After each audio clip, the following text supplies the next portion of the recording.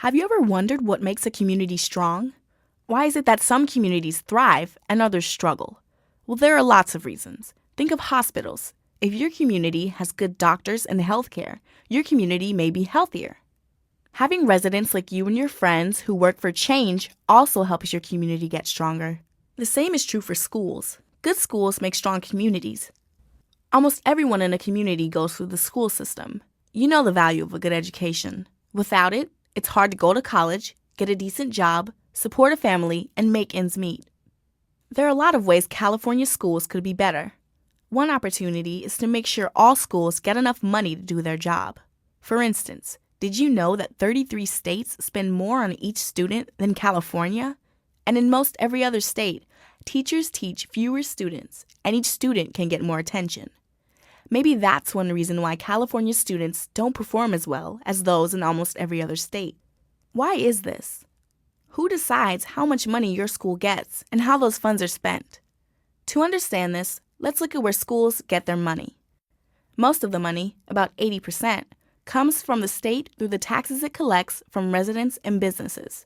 There are taxes on things you buy, called sales tax, on wages you earn, called income tax, and on buildings and land, called property tax. The rest comes from the U.S. government and things like the lottery and fundraisers.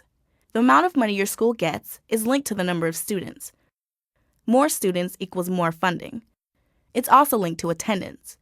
When students are absent a lot, the school gets less money.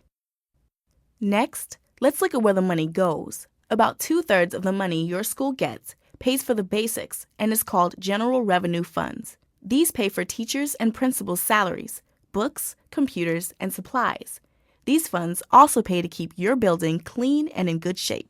About 1/3 of the money is for specific programs to meet specific needs, such as reducing class size. These funds are called categoricals because your school can spend the money only in the category the state or U.S. government says it can. This becomes a problem when your school's needs change and your school can't spend that money for other things, such as creating an after-school tutoring program. Now that we know where money comes from and where it goes, let's look at why California schools have so much less money than schools in other states. One big reason is that voters passed a law called Proposition 13, which limited how much money homeowners and businesses had to pay in property taxes.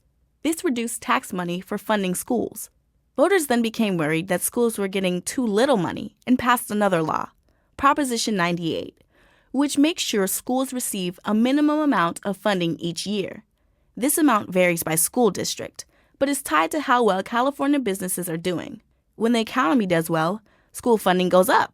So here's another look at how your schools are funded. California residents and businesses pay taxes. That money goes to the state and local governments.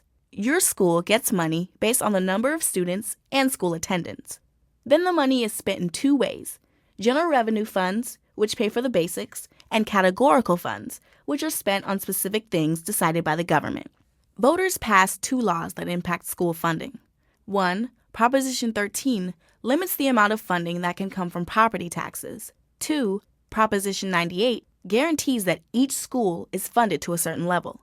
So you can see how schools get money to run, why there is often not enough money for local needs, and how citizens can impact how schools are funded. Well-funded schools mean a better education and a stronger community. What are the biggest problems in your school? Too little money? Or something else? Understanding how school funding works, you can help California schools become as good as they can be for all students.